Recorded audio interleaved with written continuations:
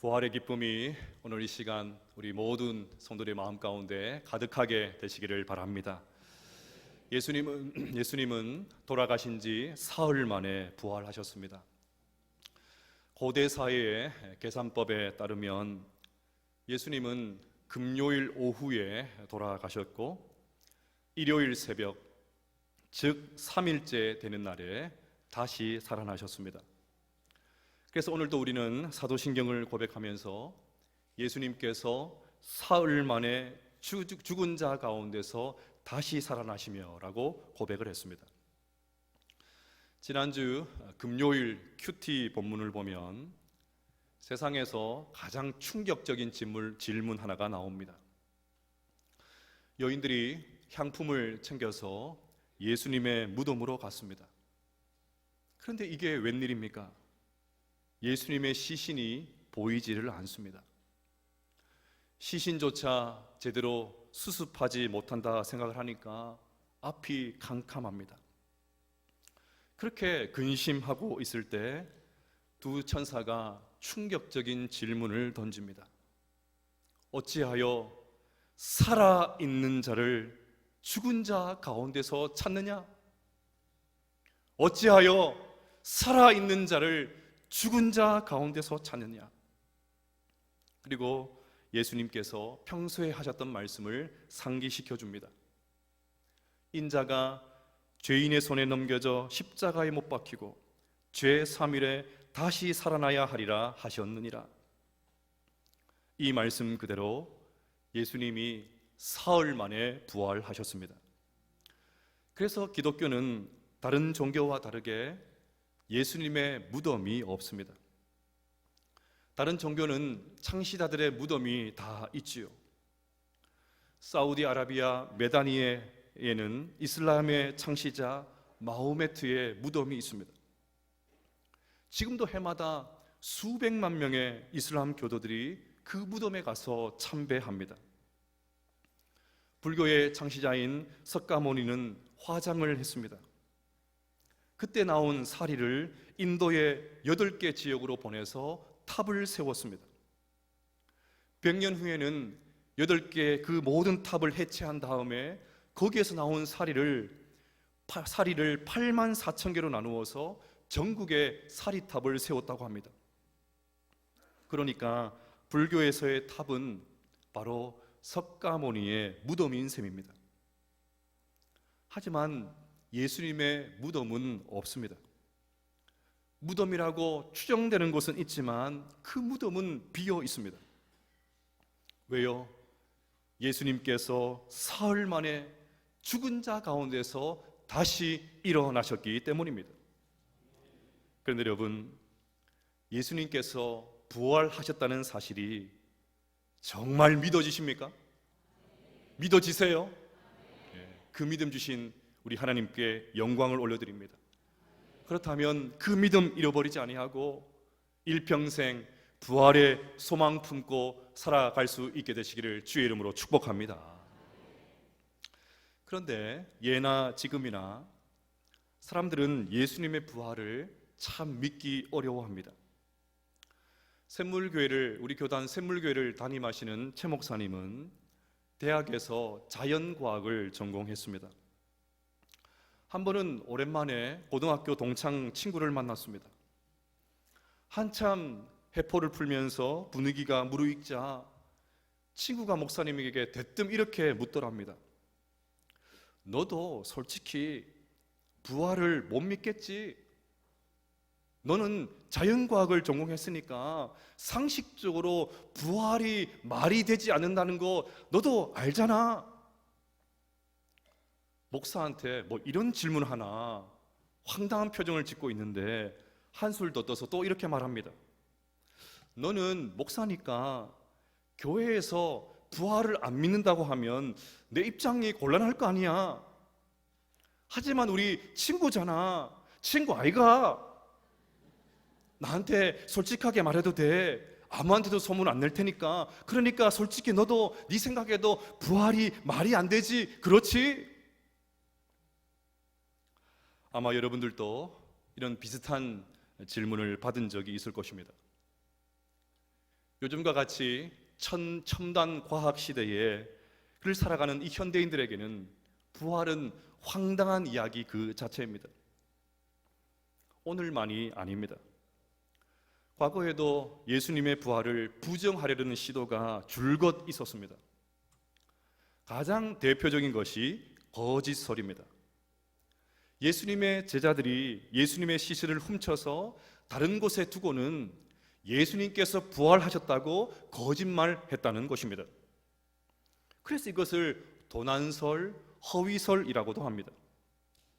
이 주장은 역사와 전통을 자랑합니다. 마태복음 28장에 벌써 나옵니다.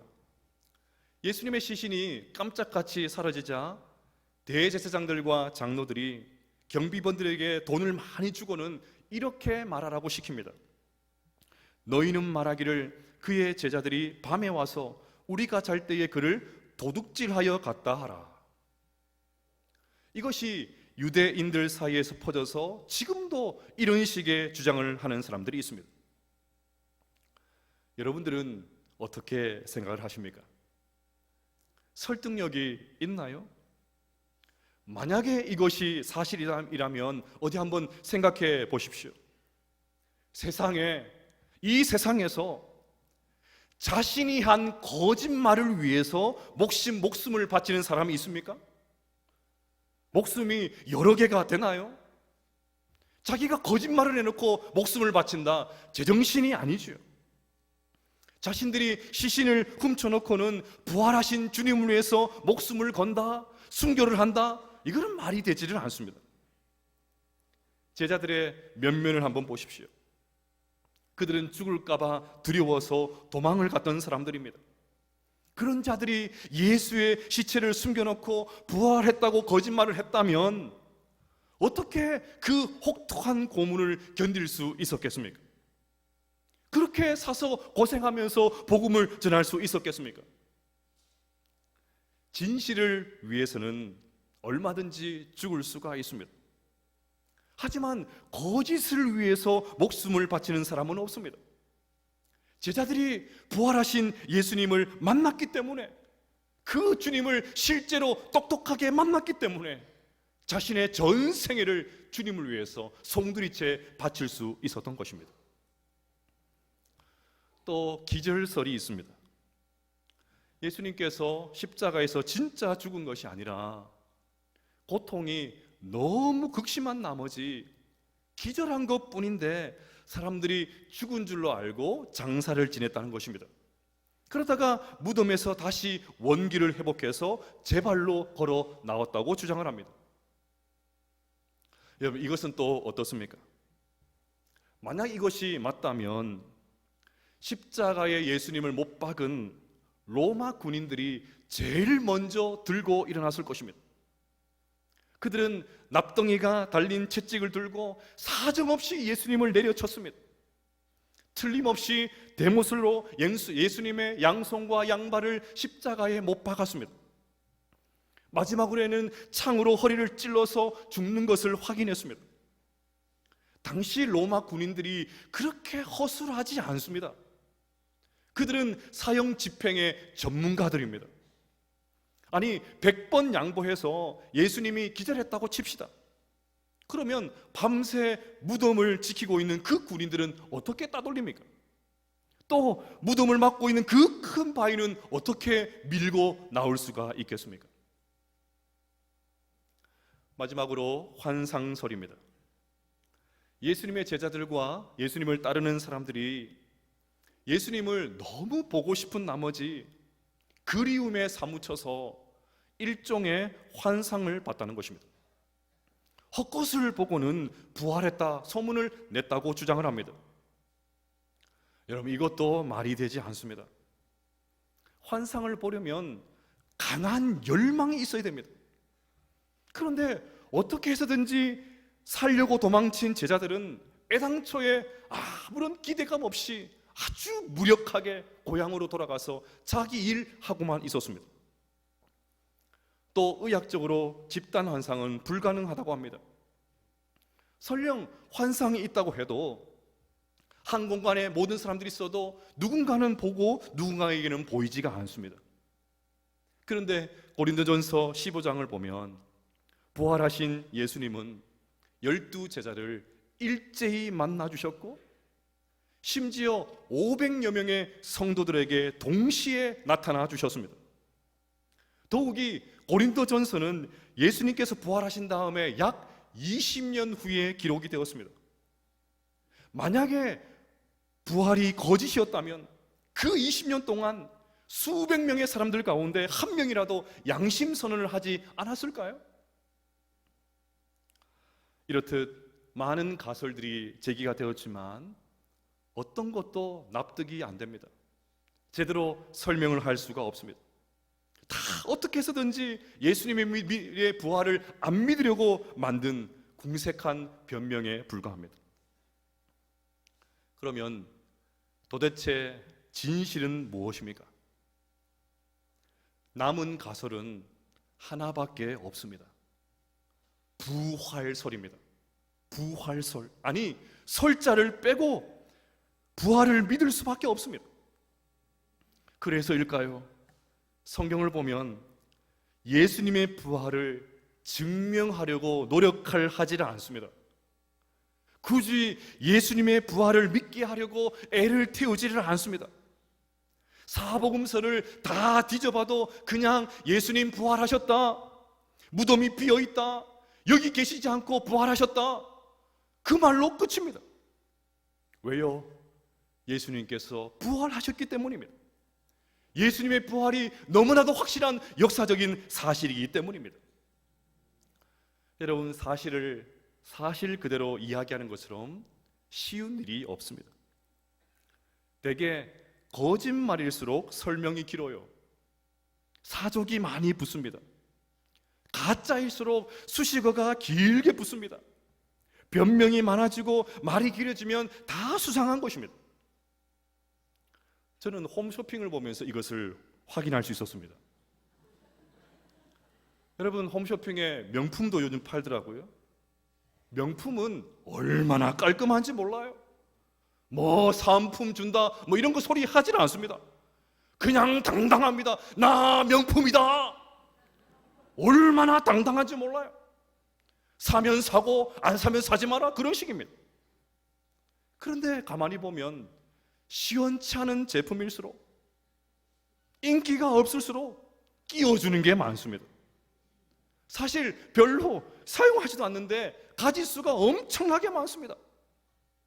이런 것에 혹해서 사면 그 길로 그냥 창고로 들어가는 것입니다. 자, 그러면 어떻게 십자가에서 죽으신 예수님께서 부활할 수 있었을까요? 사도행전 13장 33절과 34절 말씀을 같이 한번 읽어보겠습니다. 시작. 곧 하나님이 예수를 일으키사 우리 자녀들에게 이 약속을 이루게 하셨다 함이라.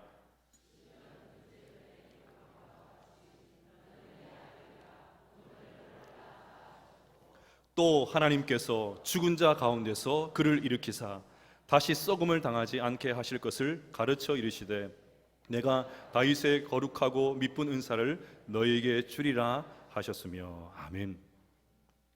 바울은 하나님께서 예수님을 일으켰다고 거듭거듭 강조를 합니다. 그렇습니다. 예수님의 부활은 우연히 일어난 것이 아닙니다.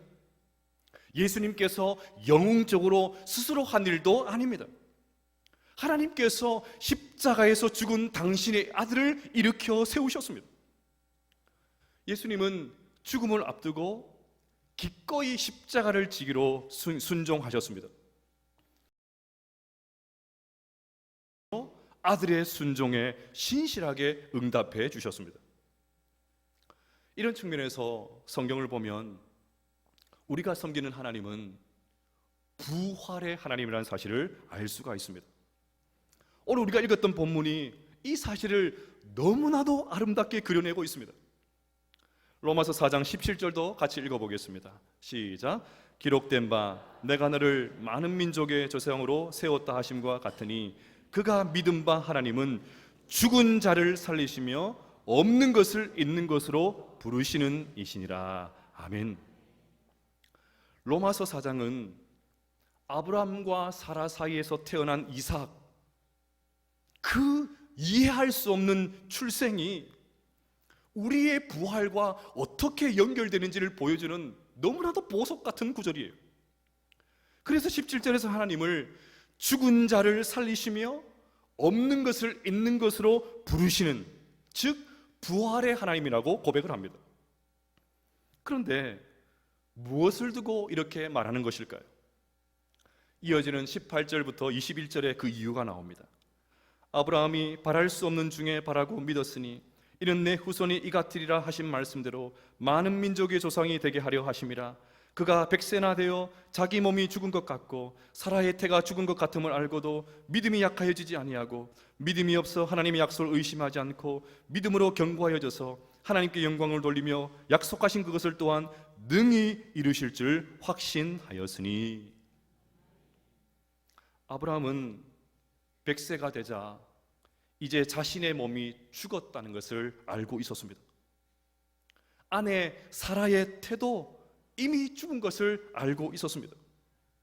그러니 인간적으로 보면 하나님 할아버지가 와도 어떻게 할 수 있는 그런 상황이 아닙니다. 생물학적으로는 임신이 불가능합니다.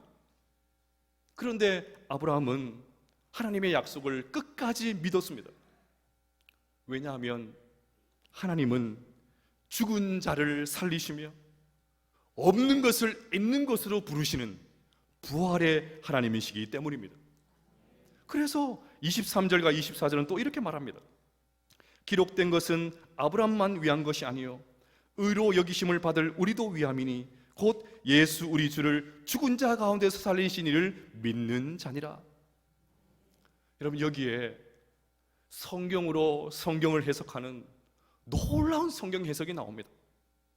정리하면 로마서 4장에서는 하나님께서 사라의 그 죽은 태를 여신 사건을 죽음에서 다시 살리신 부활로 여깁니다. 그리고 이것을 다시 예수님의 부활과 연결시킵니다. 즉 아브라함과 사라의 이 이해할 수 없는 출생과 예수님의 부활이 가능한 이유는 하나님이 다름 아닌 부활의 하나님이시기 때문에 가능하다, 그것을 말하고 있습니다. 이것만이 아닙니다. 이 사실은 우리의 부활과도 연결됩니다. 아브라함만 위한 것이 아니요 우리도 위함이니 부활의 하나님이 예수님을 죽음에서 일으켜 세우셨기 때문에, 좀 더 고상한 표현을 하면 죽음을 향해서 죽음을 선포하셨기 때문에, 죽음의 죽음을 선언하셨기 때문에 우리 또한 죽음의 두려움을 넘어서 부활의 소망을 품을 수 있게 된 줄로 믿습니다. 그래서 사도 바울은 로마서 8장 11절에서 또 이렇게 고백합니다. 예수를 죽은 자 가운데서 살리신 이의 영이 너희 안에 거하시면 그리스도 예수를 죽은 자 가운데서 살리신 이가 너희 안에 거하시는 그 영으로 말미암아 너희 죽을 몸도 살리시리라.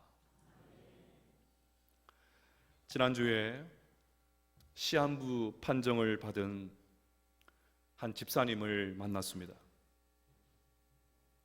이제 함께할 시간이 얼마 남지 않았다는 생각에 같이 신방을 간 권사님들은 집사님을 보자 눈물을 흘리시더니 신방 내내 눈물을 훔치셨습니다. 저도 감정을 계속해서 억누르면서 신방을 진행했습니다. 이런저런 이야기를 하다가 제가 집사님을 보고는 이렇게 물었습니다. 집사님, 마음이 어떠십니까? 이제 시한부 판정 받으셨는데 마음이 어떠십니까? 물었습니다.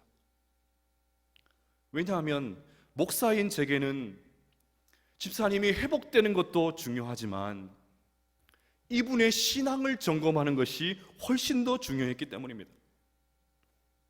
그랬더니 대뜸 담담하다 하시면서 목사님, 천국에 빨리 가고 싶어요 그러십니다.